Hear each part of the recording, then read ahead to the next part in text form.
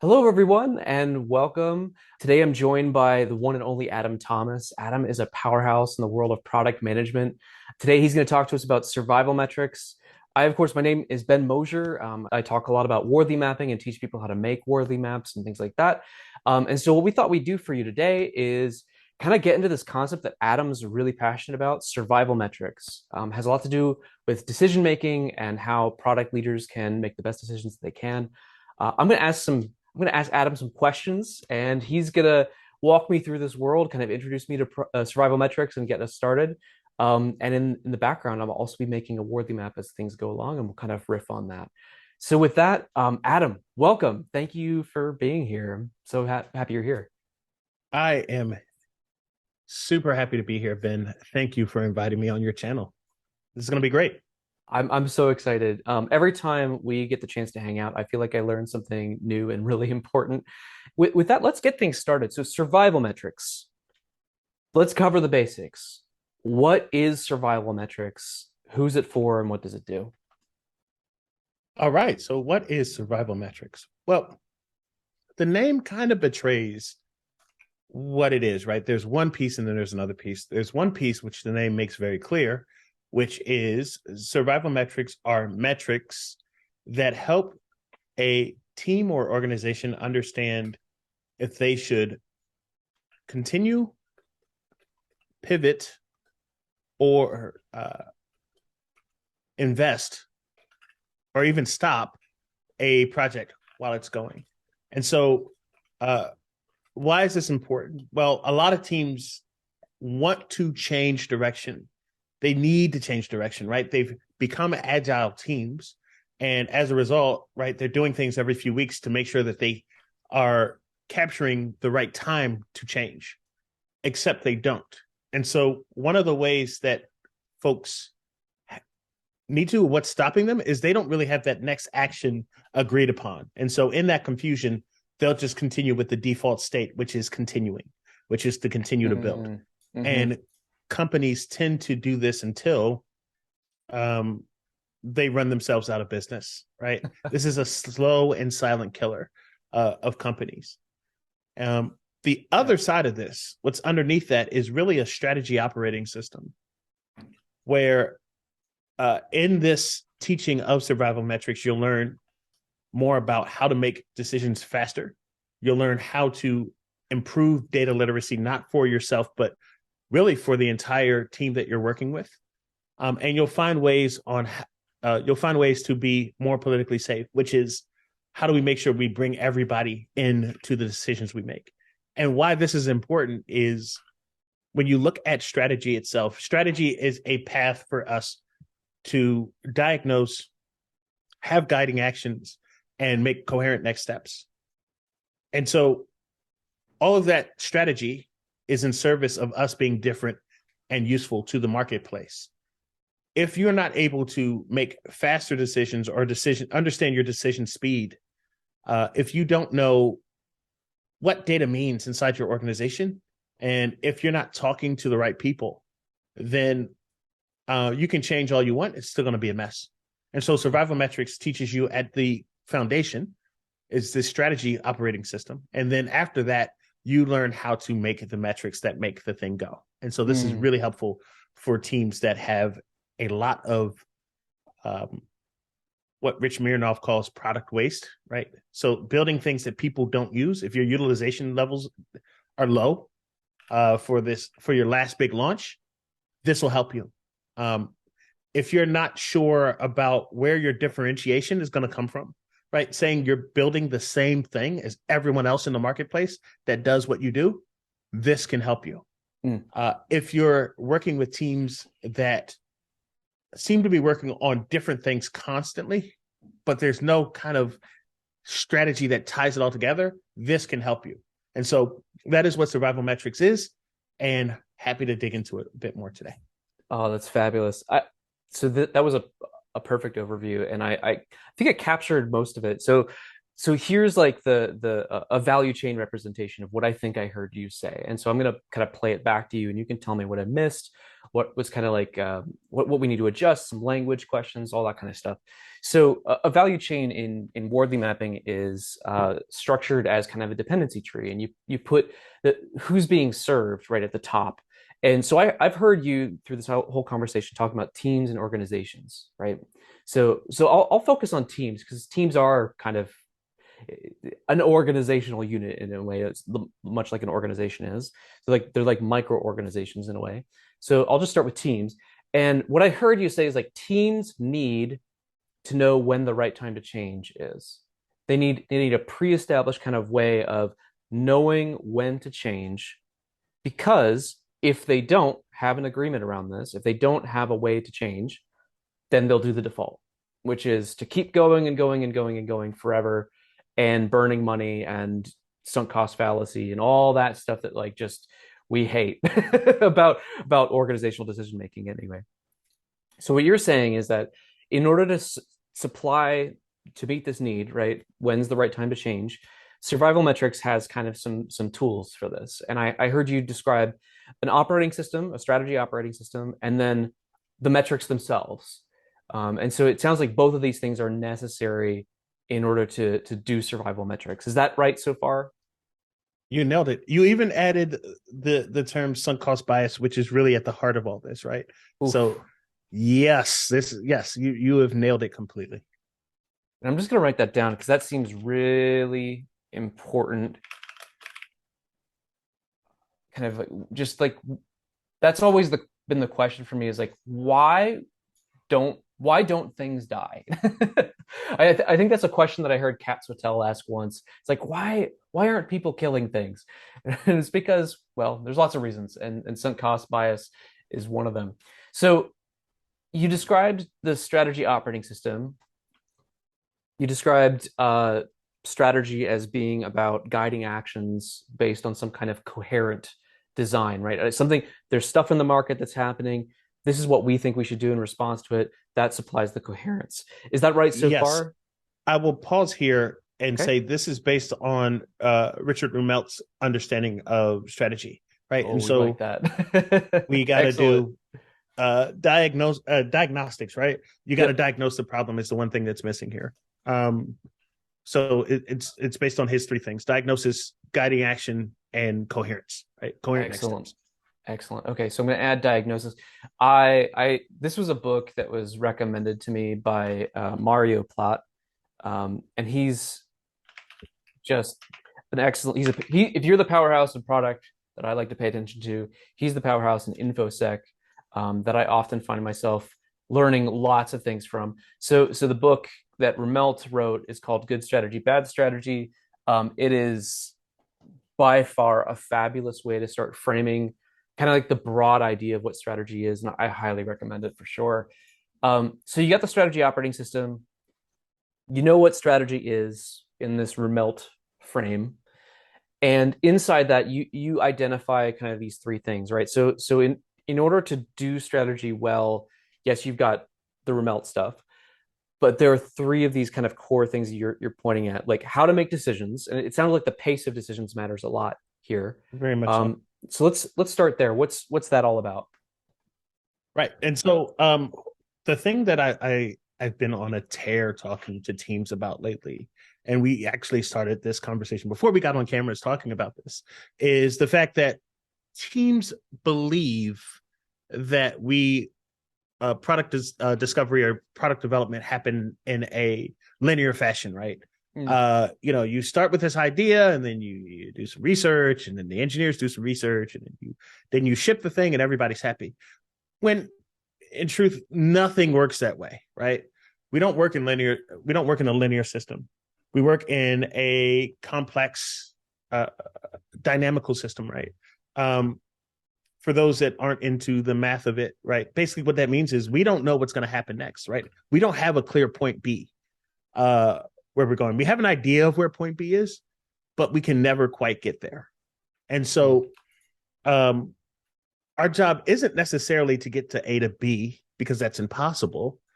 Our job is to take a look look at where we start, which is diagnose. How do we get closer to B? Have some guiding actions that are going to help us get closer to B, and then have some coherent next steps.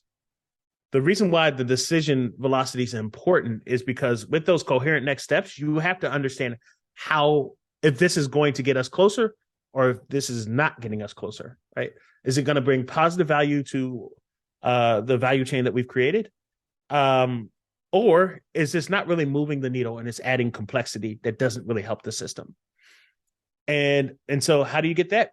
You get that by sensing, right? I'm sure people love the Cynefin stuff. If you're watching this, if you haven't, pick this up. Another way of thinking, another great book or a great person or a great concept to latch onto is Cynefin, right? And it's understanding of clear and complex systems. Really, to simplify all that wonderfulness is product development is a complex system, right? We don't know. A lot of people make the misunderstanding, and I love that you put complex versus complicated, right? They think it's a complicated system, right? And you can solve a complicated system with linear thinking, except this is not a complicated system. It is not a clear endpoint. And so you need to use more algebraic, you need to use more calculus as opposed to algebra, right? You need to understand where your approach point is and how close you can get to that, because maybe B, as you get closer to B, you realize B isn't really the goal at the end of the day anyway, right? It may be C, exactly, it may be D, it may be B1, it might be B2, right?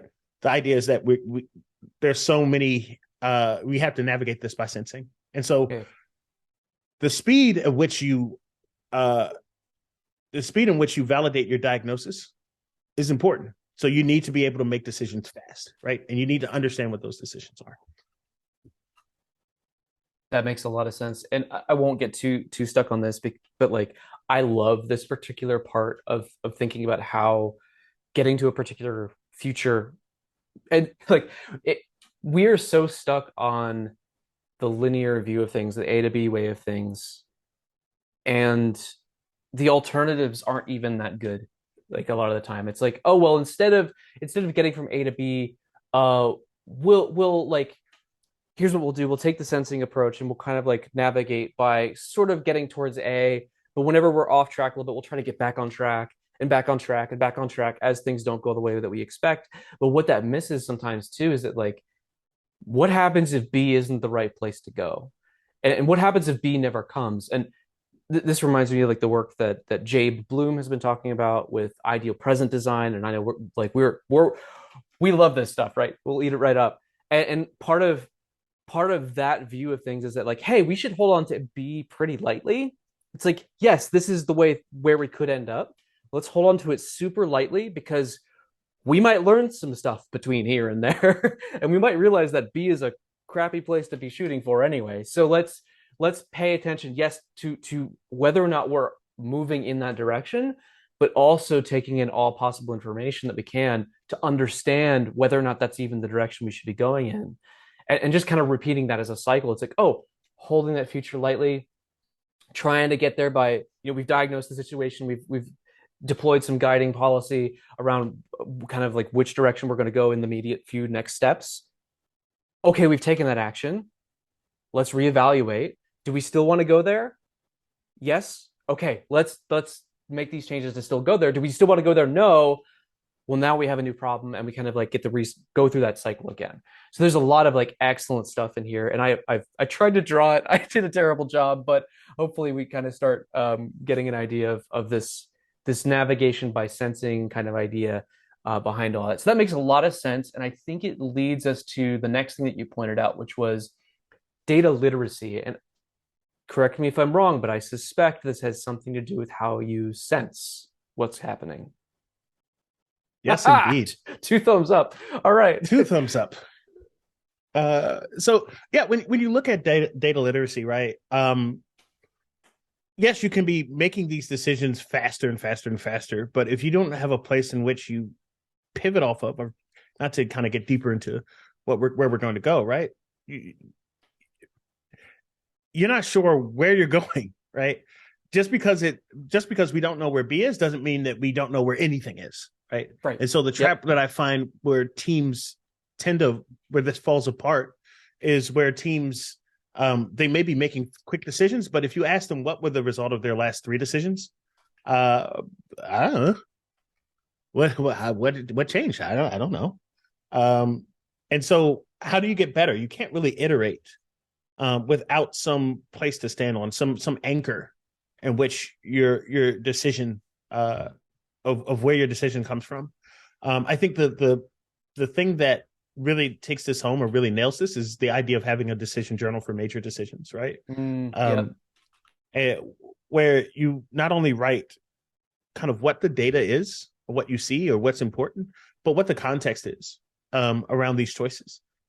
Because you know, when I give the presentation, I really get, I really take a moment to to try to put some fire on this idea that uh, uh, being data driven sucks, right?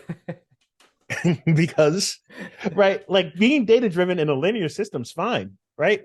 Because eventually you understand where you're going and what data is going to get you there, and so you just keep following through this positive feedback loop that's going to get you where you Yeah. need to go.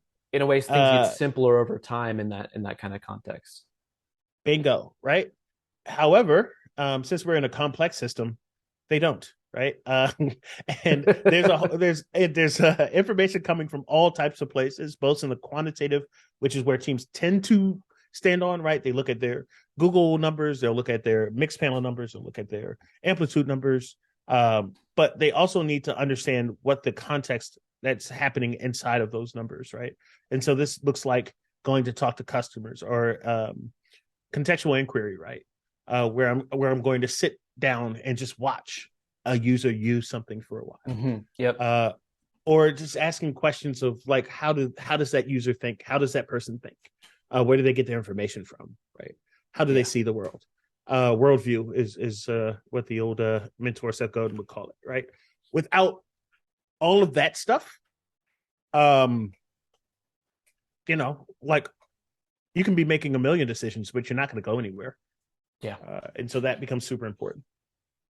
So the data literacy part of this, so let's unpack that a little bit because folks like John Cutler talk a lot about like what that kind of thing means, and I think it would help us to crack that open just a little bit and connect it back to the decision journal. Because at first, I'm trying, as always, trying to connect the dots and trying to fit things together. I was like, decision journal. Oh yeah, in order to make decisions, you kind of you have to use the decision journal to record that you're making the decisions, like all that kind of stuff. And I was like, wait, no, that's not the point you're making. Data literacy is about creating this kind of like reflection moment about what what is it that you're trying to accomplish? What is it that you're trying to learn with this particular decision? What did you think would happen? What actually happened afterwards? And then this takes me back to, and I can't remember the name of the book. I'm just like Google real quick. Book about poker and decision Uh, making. so Annie Duke, I can't remember the name There it of it. is. Thinking in bets. Thank you. Thinking in Bets. There it is. Yeah, and Annie Duke's book like comes to mind there because when you reflect on the decisions that you make, you get this chance um, to decide basically whether you got messed up by random chance or whether you got messed up by some deficiency in the way that you were thinking or something obvious that you missed or what have you, right? Or a skill that Yes. you needed to have built that you didn't have yet. Yes. Turns it into a deliberate process rather than YOLO next time. Next one. And I think I love that you brought up chance in this. Really, that's really, really, really important. I think a lot of companies are cruising on luck. Yep. And without understanding what random chance is, right? What like I don't know. We made a decision. It worked last time, so I guess it'll work this time, right? There's nothing right. You don't know if you're Yep. lucky or good. Yep. And that determination really helps everything else around you because you go work on the things you're good at and then you go try to create luck. Right? That's Yeah. it. Yeah. Yeah. It's just so frustrating because like we've heard all the kind of like the meme phrases that have come out over the years, like, oh, like learned helplessness is one of them, right? It's like what causes learned helplessness, or what causes like culture problems in an org? And I'm like tired of those conversations in a way, because but like it's a useful concept here. Learned helplessness, I think, is a byproduct of getting disconnected from any sort of belief that your decisions matter. And if you just think you have to just show up and do the same thing you've always done, I think you're gonna very quickly find that the consequences don't match any particular way that you made that decision. Whereas if you pay special attention and save time for reflection, giving your team the chance to even have that reflection moment, well, then you actually get to notice whether or not you made a decision that mattered, whether or not you can believe that your decisions matter. And then you can be like, well, next time, this is the way that we'll do things differently. And so you learn. Like that's actual actual learning. It's like you apply it to the next decision going forward. And then you have a system that's playing, right? You're dancing with it at the same time, rather than just kind of showing up to it and believe, well, I guess I'm just doing my job as always. I hope things work out. Chance is not like necessarily a bad thing or a good thing, but it's always there. But I really am frustrated by how often organizations will delegate their decision making to chance, or just kind of like the default path of what's happening already. So my tiny rant over. This seems really super important. So we've got decision making, and the pace of that decision making, being able to make decisions, kind of going through that cycle, that loop, making sure there's space for reflection in that loop. So being able to hold a decision literacy or a decision journal kind of moment where you record what decision you were making and why, and what you thought would happen versus what happened. And then, is there anything else inside that box of data literacy that you think we should really pull out and make more a first class kind of participant in this conversation here? This is something that I recently gave a talk at a conference, and this kind of came up during the Q&A section, Hmm. and it's really the difference between data privacy and data secrecy. Okay. Uh, right. And so the difference between privacy and secrecy is privacy is a default trusting stance, right? I don't need to necessarily know who is giving me this data. I need to know the context around this data, but I don't necessarily need to know who that direct person is. Hmm. And what that does is that helps people look at the data itself, right? We're focusing on the data. We're not focusing on the person that gives us the data. This is very different from a secrecy way, right? Is when we start hiding things, right? In a sense of and I mean this will go into the next part about political safety, but like it's really a way for folks um to start playing the blame game, right? It's where CYA starts to come into, Okay. uh starts to come into play. And so uh I think the other piece of data literacy is a default privacy way of thinking about this. This becomes very important as you scale. When you stop knowing the next person, right? And Mm. so the problems you're going to find are definitely going to be a lot more systemic versus, um, uh, personal, right? Because I'm not going to know Bob, who works in San Francisco, who's a data engineer. I've never met Bob. I will never meet Bob. Um, but Bob and his current team is SRA team has something to give me, and so this is should be known as, I don't need to know it's Bob that sent it to me, but this needs to be the representation of what the Mm. SRE team is looking at. And so, yeah, privacy is default over secrecy, and that takes trust uh, Mm. I'm always like and an really understanding of like what data you're getting sent. Let me add that too. Like, there okay. has to be some sense of like literacy about the data that you're being sent, because if you don't know, if you're not having if you're not communicating, right, about this is important, this is not important, right, you start to it gets really easy to get into secrecy land, Okay. because now there's a lot of bleh. That's important. It feels because so I wrote the question, what is it? As in like what is this piece of data? but this sounds like some of the basics, right? And John Cutler has talked a little bit about like data discovery issues before, and like talks about generally like you might have silos of data here, there, and everywhere. And of course, like yeah, I had some experiences in working in libraries for a while, so it's like metadata is a whole like really like there are people who get degrees in just getting the metadata right, and so when you say like the basics there around what is it, what is that data from a literacy standpoint, are we just talking about metadata or are we talking like, I guess that's an open question for me. I want to make sure that I understand that. Yeah. So, um, yeah, we're basically talking about that, right? We're talking about kind of the what, right? Like, and I mean, this is where things like data dictionaries come into to play, right? Like, one has to have a concept or an open concept of kind of what things mean, and uh, the easiest way to keep it is to again assume trust, and then yeah, build out tools for folks to be able to take a look at whatever is sent and understand what it means without having to kind of go back and forth. There's also a piece of um, this is an active two-way conversation, right? It can't just be data dictionaries, right? Teams have to talk about what is useful to them. Uh, I care about um, uh, cookies produced. I don't know. Cookies are top of mind. I care about cookies being produced, Making me right? hungry. You can send me the dough statistics, but I don't really care about that. But you might just send me the dough statistics because you think I care about the dough.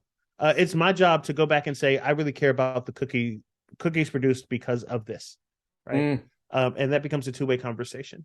Oh, interesting. Okay, so this cracks us open a little bit for me because I'm like I, yeah, I know like there's so much we have to like talk through with this concept, but I'm getting hung up on this a little bit. But it seems really like important to almost maybe in like a 101 kind of sense, like, oh, so this is like, why did you send me this?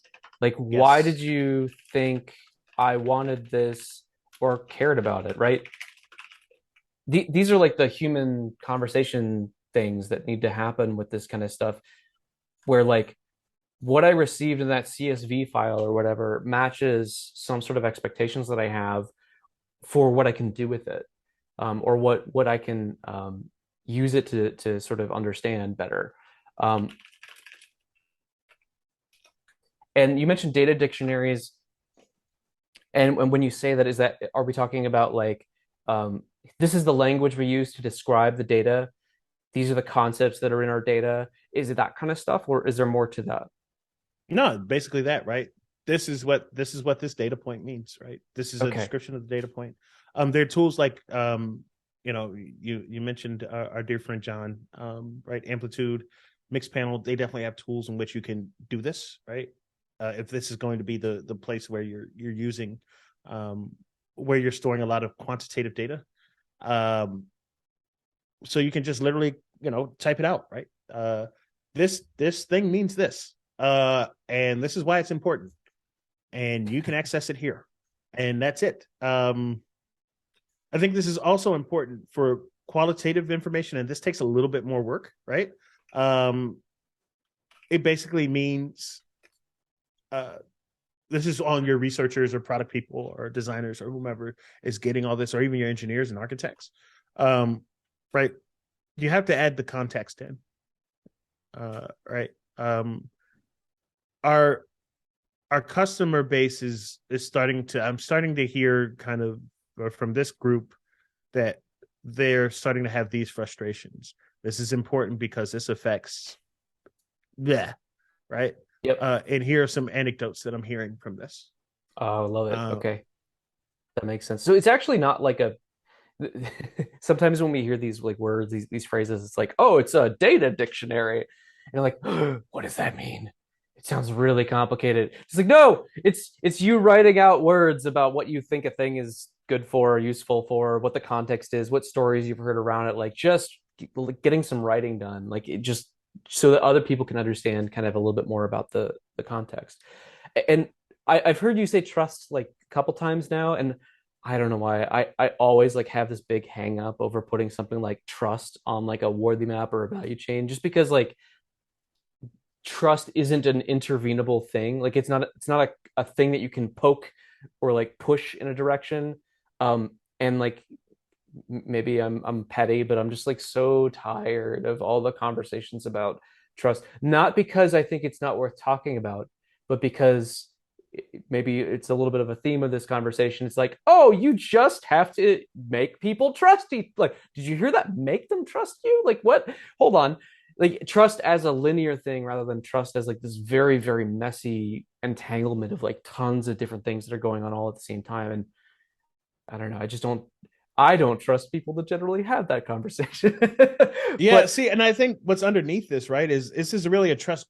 This is a trust driving conversation. Like if you're starting to do this stuff, mm, right, it's not a matter of saying I need someone to trust me, right? You'll start gaining trust as a result of doing this stuff. mm, Right? I think that's part of the secret sauce. There's in my presentation, I give uh, there's a slide that talks about the work that someone named Paul J. Zach does around trust building. mm. And there are 8 different ways that a team can build trust. If you give me a second, I will pull it up. But like there are 8 ways that a team can build trust, right? And what the secret is, and what I'm doing with this is with each one of these decision making pace, data literacy, and political safety, they each have a piece of that trust puzzle in them, right? If you follow these things, you will build trust, right? And so, like, this becomes an operating. When I talk about the operating system piece of that, that's a part of it too, right? You're Mm. starting to build trust as you're working through. Um, you're starting to Got build it. that trust as you're working through it. Mm. So it becomes less of a like this. Oh, just trust. Woo! It's like, okay, here's and so here are the 8 ways, right? 1 is recognize excellence. 2 is to induce challenge stress. 3 is to give people discretion in how they do their work. 4 is to enable job crafting. 5 is share information broadly. 6 is intentionally build relationships. 7 is to facilitate whole person growth, and 8 is to show vulnerability, right? And so with each of these, right, with decision making velocity, you're recognizing excellence in that trust mechanism, right? I trust you to go make these decisions, right? I can't lord over you with it. Mm. You're giving people discretion with that too. And job crafting. I can't tell you every decision. And if we're going to have high decision velocity, I basically need job crafting. You have to go figure out what these things are. With data literacy, you have giving discretion, right?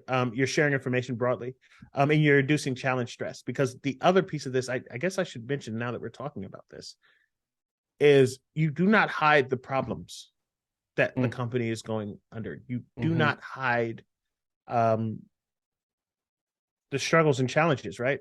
If this data point is bad, then it's bad, right? If we're not closing, if our win rate is 15% and we need it to be 22, right? That should be very front and center Yep. of the work that we're doing. Everybody should know that, right? If it's that level of importance, we should be, um, right? Again, that's where privacy over secrecy also works, right? We're not blaming the sales team. We're not blaming our SDRs. We're not blaming Bob, right? Who's running sales in the Midwest, right? This is our win rate. Here are the inputs that create that win rate, right? I'm going to share that with you. Do you have any ideas to help us build on this win rate? Mm. And that's where you get to privacy over secrecy. Um, Got it. and and you induce challenge stress, right? Like this is a problem. We have to go solve this. And this is Let's go. the name here was Paul Zach. Is that right? Yes.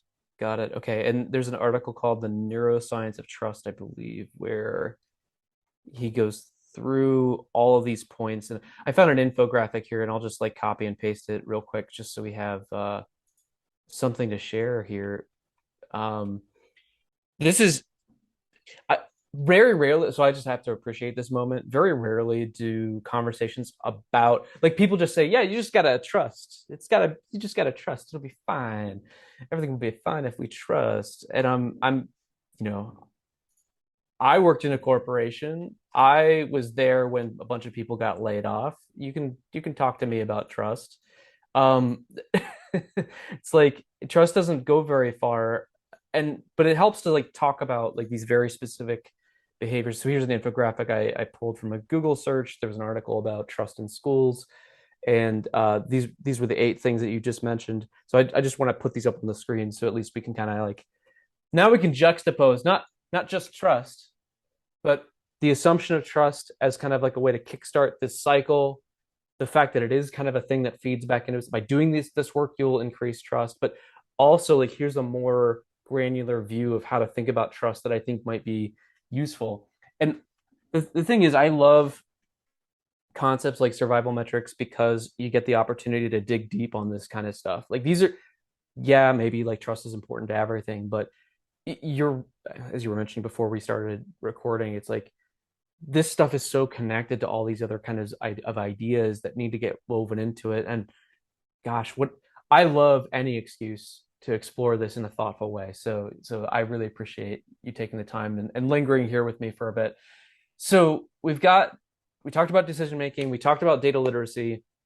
Um, Feels like the right thing to talk about after trust is political safety. Yes.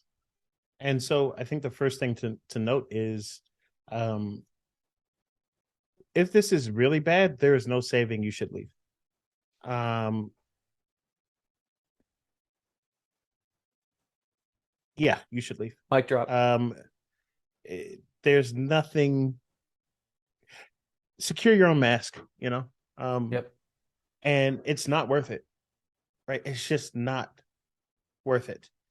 Uh, with that said, if you're working in a place where it's not necessarily right, folks aren't out to kill each other, but it's just, you know, sometimes cultures grow in a way where people get left behind, things get left behind. It's not purposeful. It's just that let's make it real, right? You're working at a sales led organization, and everything around sales is giving a green light, right? There's just a lot of attention there. That's because everything is pulling in that direction. Your marketing folks may feel like they're out in the kind of in a lurch, and so your job is to go and, in that case, it would be go and get to know marketing, right? Because they're probably sitting on a bunch of insights. They probably assume no one wants to hear them. And so there's an opportunity for you to,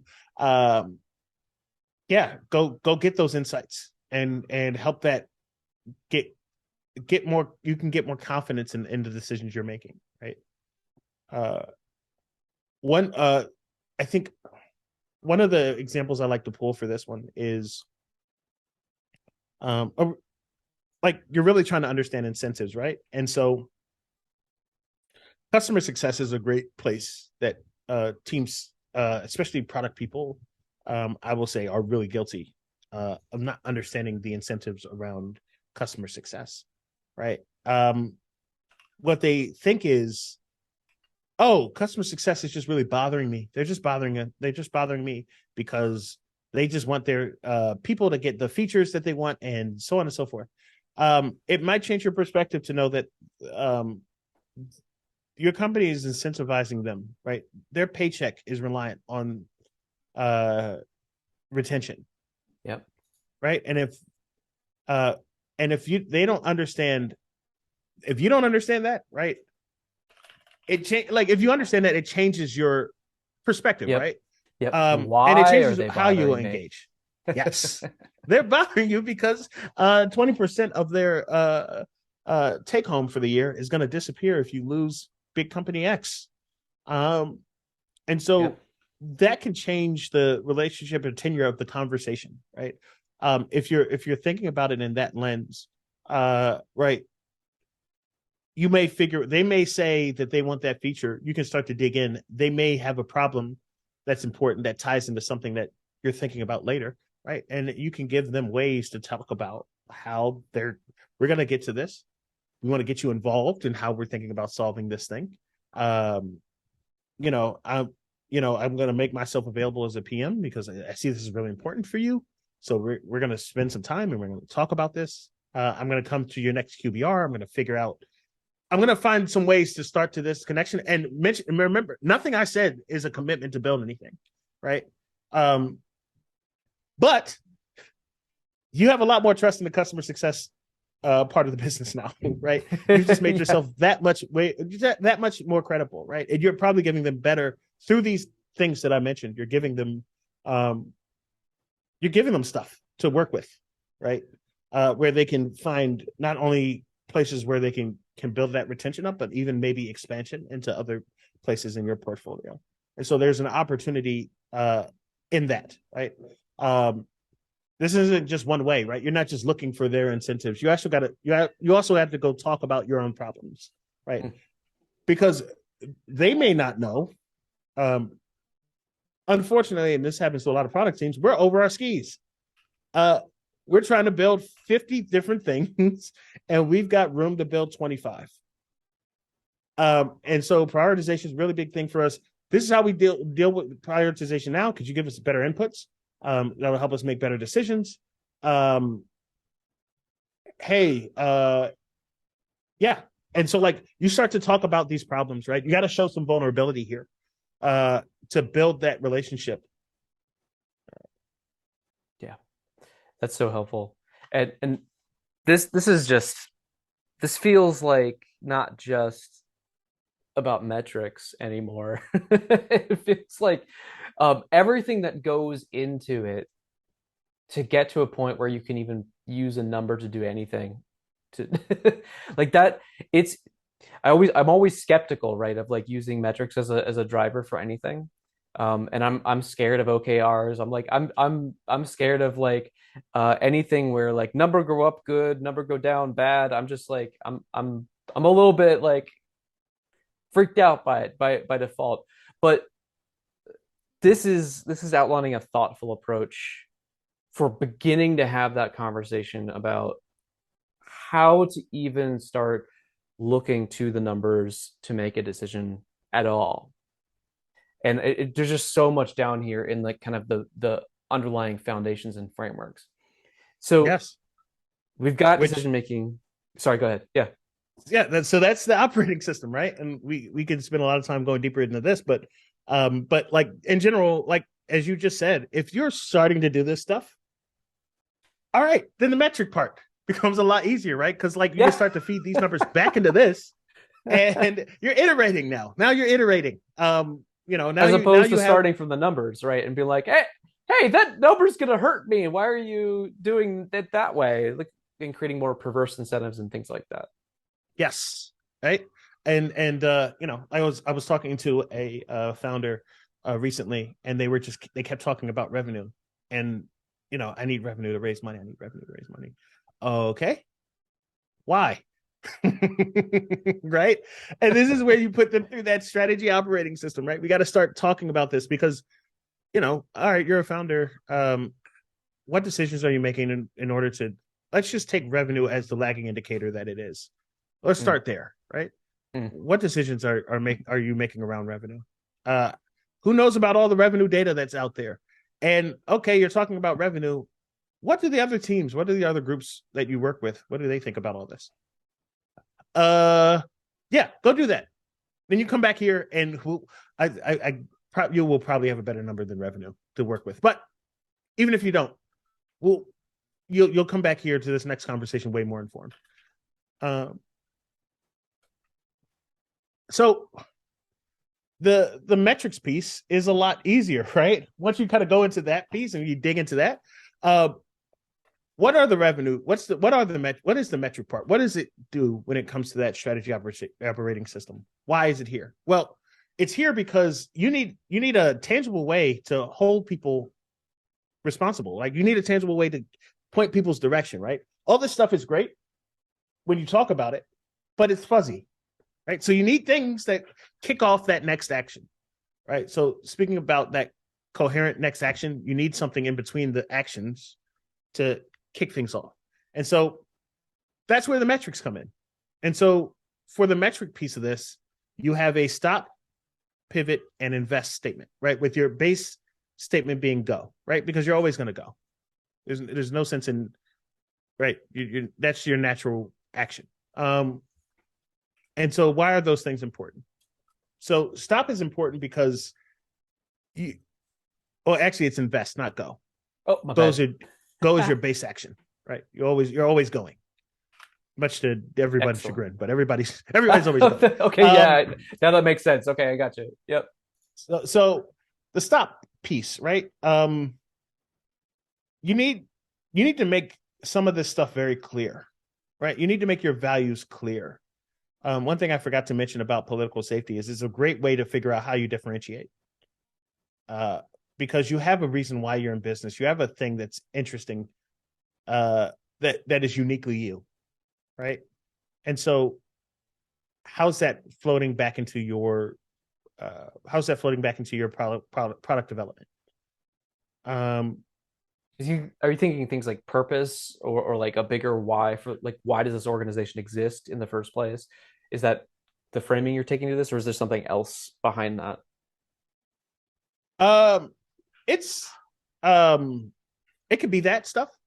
I usually think about a level down when you start thinking about vision statements. Oh, gotcha. Yeah. Okay. Or like it could be that too, or it could be just red lines that the company does not cross, right? If you talk to us, you talk to founder CEOs, there are things that piss them off, right? Mm.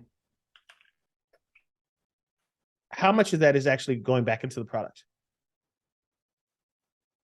In fact, this my theory is this is why a lot of poop and swoop happens, right? Like they don't see themselves, they don't see what they built the company on. They don't see that all that stuff being reflected back to them on a regular basis when they Mm. look at a release. This happens to founders, especially as they scale up in companies, right? Mm. Like a CEO of an 800-person company is definitely far away, right? And has no concept of what's going on, Yeah. which is further away than a 200-person company, which is much further away than a 50-person, which is much further away than 10, right? These are step functions Yep. on how far away you are.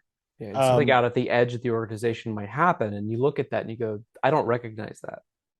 I don't yes, understand that. How did we get to that? exactly. And how does a company get to that? Well, nothing told them to stop. Oh, you're right. They were going by default. Forgot. They're going by default, right? So they're just rolling. They're just rolling with it. And so you need to have things that help teams like to be very clear. If we do this, then we're stopping, right? We stop everything. You have permission to stop. There is nothing stopping you from stopping. We freeze and we figure out what's next the next day, right? Mm. Then you have things that you need to pivot on, which are kind of like your regular. This is also where I find teams kind of screw the pooch. Is there are these kind of things from these other teams that are important. Uh, what I what I tend to the example I use during the talk is operations, right? Particularly AWS spend, and you're building something and you have an estimation of uh, AWS spend that it's going to create when you productionize, you're going to get to the spend, and that's what it's going to be.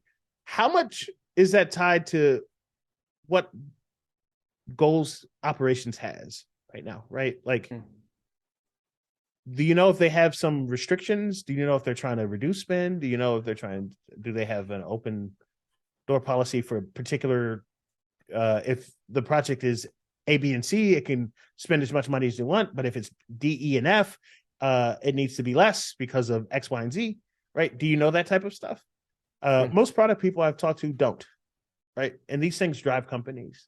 It feels very related to this incentives point, as you mentioned before, because those things get Boom. embedded. Whew. Yeah, teams just shoot off and boom, right? This also going back to that trust and back to this political safety, and vulnerability and feeling and like you're not being listened to. Um, there are a group of teams and companies that feel like they're not listened to. Ops is definitely one of them, right? Mm. Like sales ops, product ops, whatever ops however ops you want to explain it. Like they're trying to make everything go, but they're gonna feel like no one's listening to them. Just that's kind of the default, right? From what I've experienced.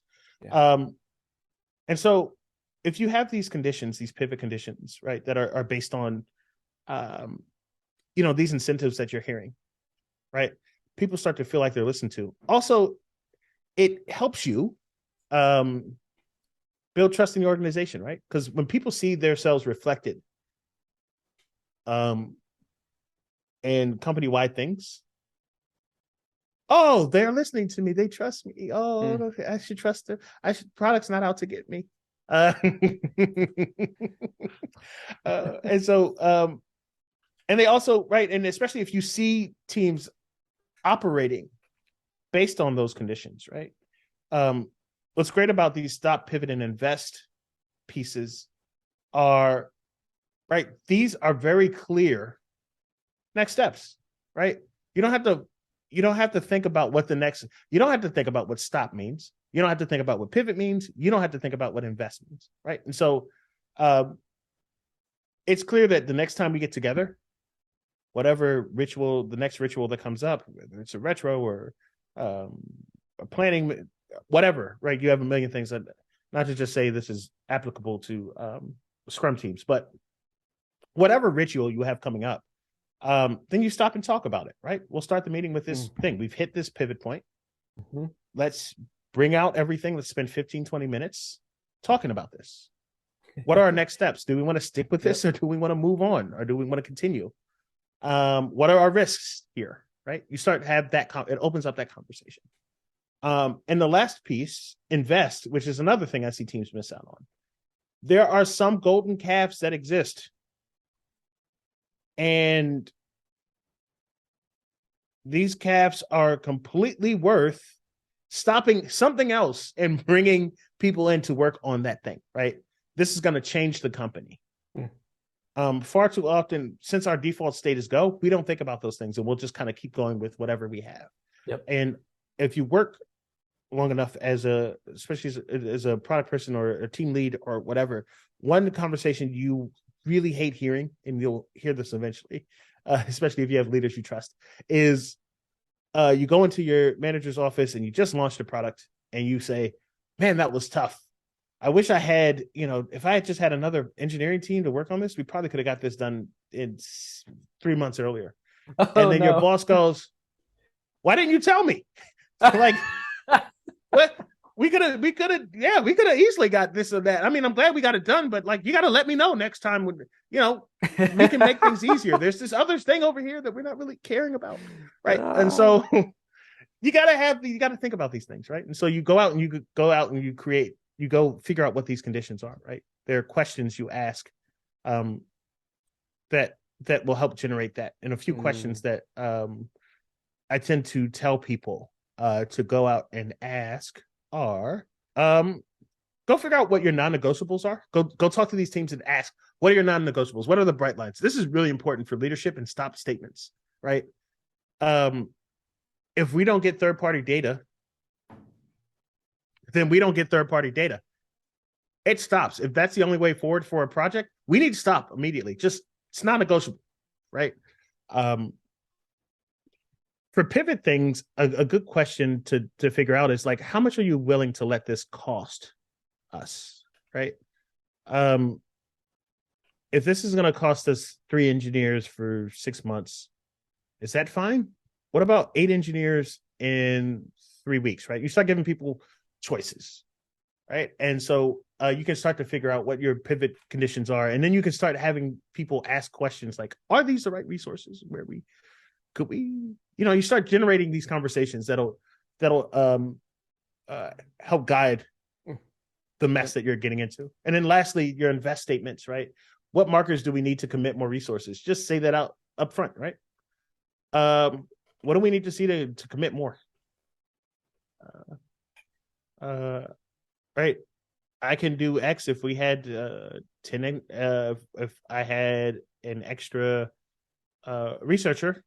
I think we can, do X, Y, and Z. It'll allow us more exploration to do A, B, and C, right? What I know we're tight on researchers. What would you need to see for me to get that researcher? What would drive that conversation? Yep. And to make this to tie this all up in a bow, you would take about You get all this information, you prioritize it, right? You get about 5 to 7 of these because you can only keep 5 to 7 top of mind. How do you prioritize? Strategy. Prioritization is easy. Strategy There is it is. hard. Uh, and so the other thing that I like, if your strategy is not helping your prioritization or making it easy, then you don't have one. Mm, Um, yep. if you're really struggling around the prioritization question, you don't have a strategy. And so, if we had another hour, to, I could, yeah, oof, We I'm could sure you could. go we We could could go go for a deep into that. long time. Yep. And But what I'm doing here is I'm just like rearranging this because now you've said the thing. yes, You've made drawn a new line that I wasn't expecting to draw, and it's like, well, yeah, prioritization ought to be an easy enough thing if you if you know what you're if you know what matters, right? Like if you and yeah, strategy has a lot to say about like we will do these kinds of things, we will not do these other kinds of things, and here's why. These are the principles that we're operating on. This is what we believe. This is the version of the world we're hoping to bring about. This is what I'll never forget. There's a book titled "Managing Flow" by Ikujiro Nanaka and a number of other folks, and they're like, "What is your company's vision for like what is aesthetic? Like what is truth? What is beauty? Like what is your view of the way the world should be in that sense?" And it just always like it's like, oh, you're having trouble with this? It's because you haven't done the work in a way. Not to be yes, too spicy here, but yeah. that No, I makes mean, a ton it's of sense. completely, yeah. That's it, right? You haven't done the work, um, But we don't and know what the work is a lot of the time. And I think that's what conversations like this help us find, I think. yes, and so I'm making this circle with my mouse with the good strategy, bad strategy, right? Because that's going to help you start to figure out Yeah. what the work is, right? That's going to be very important for that step, right? Yep. Um, but that you do that. We unfortunately we got to wrap soon. We I'm just going to do. tell the next parts really quickly. But here let's do this. So if you've been listening to us this far and you've gotten a ton out of what Adam's describing, and you're just like dying to learn more about this stuff, like Adam is very generously sharing all this with us, right? And like I feel like I've learned so much already.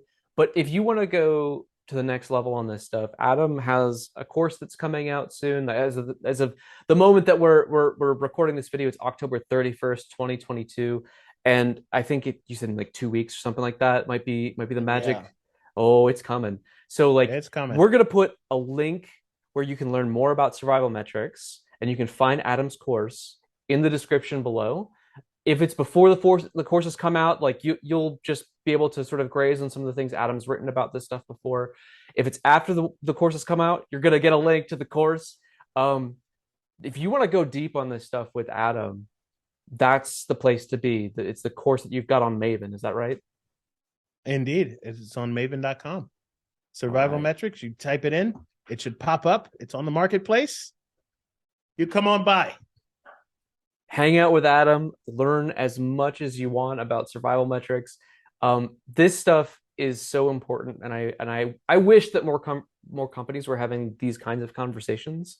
And I'm excited to see how many more will as a result of learning from you and learning about survival metrics. So, Adam, with that, man, thank you so much. This has been super fascinating. Um, I made a quick dirty value chain about the concepts that you were discussing. There's more to be said about like maybe the evolution part of this, like where do things fit into market evolution, and maybe keyword maturity mapping is something maybe to look into for those of you who are curious about where to take this next. But Adam, it's been a pleasure. Thank you so much. And for everyone at home, like get into this stuff while you can. So thanks, Adam, and thanks everybody for watching. It's been good to have you.